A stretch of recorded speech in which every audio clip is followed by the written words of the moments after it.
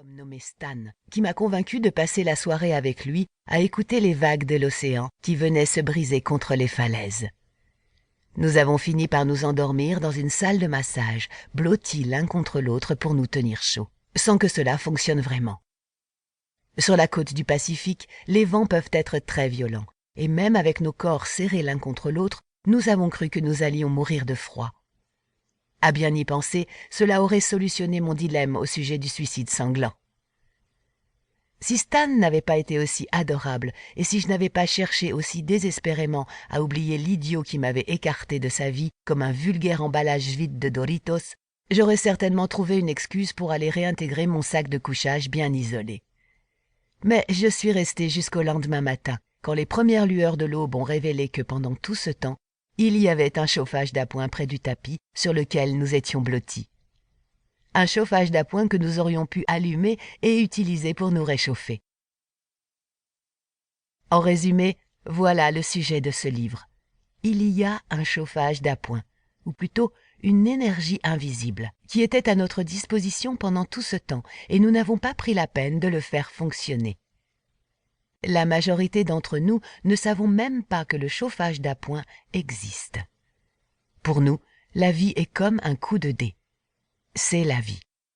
Ceux d'entre nous qui connaissent l'existence du chauffage d'appoint, c'est-à-dire le champ d'énergie grâce auquel nous pouvons donner un sens à nos vies, n'en comprennent pas le fonctionnement. Nous avons entendu des rumeurs voulant que la prière le déclenche et que le bon travail l'alimente. Mais personne ne semble en avoir la certitude. Ce gourou nous dit de chanter, l'autre nous suggère de méditer, celui de l'année dernière insistait pour que nous purifions nos pensées et que nous élevions le niveau de nos vibrations. Mais qu'en est-il? L'énergie est-elle réellement aussi abstraite et mystérieuse? Et pourquoi fonctionne-t-elle seulement de temps en temps? Au mieux, elle est capricieuse et inconstante, certainement pas quelque chose sur lequel on peut compter. Est-ce vrai ou pas? J'aimerais préciser que ce champ d'énergie invisible est totalement fiable. Il fonctionne chaque fois comme un principe mathématique, une loi physique. 2 plus 2 font toujours 4. Des balles que l'on laisse choir du haut d'un toit tombent toujours. La moindre de vos pensées affecte toujours la réalité physique. Voir, c'est croire. Mes doigts sont solidement renfermés sur tout ce que je crois savoir. La certitude est très utile, mais elle peut empêcher votre esprit de voir la vraie lumière.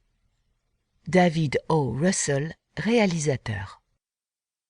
Si vous avez lu Le Secret, ou si vous avez rejoint des cercles métaphysiques ou spirituels à un moment ou à un autre, vous savez déjà que vos pensées créent votre réalité, qu'il existe une puissance dans l'univers qui peut guérir, et que vous et vous seul créez votre propre vie. Malheureusement, il y a toujours ce tout petit problème, ce tout petit obstacle. Vous n'y croyez pas vraiment, pas totalement. En fait, pour la plupart, nous reproduisons toujours la façon de penser de nos ancêtres. Nous croyons que nous affirmons nos intentions et que nous créons de nouvelles possibilités, mais en fait, nous ne faisons que recycler des vieilles cassettes, des conditionnements instinctifs et des comportements automatiques que nous intégrons pour la plupart avant l'âge de 5 ans. Nous sommes comme les chiens de Pavlov. Nous ne faisons que réagir à des modèles que nous avons adoptés avant que nous ayons l'intelligence de choisir de manière avisée. Dans la majorité des cas, les pensées que nous croyons nous appartenir en propre sont en fait les croyances invisibles et largement incontestées dont nous héritons des autres.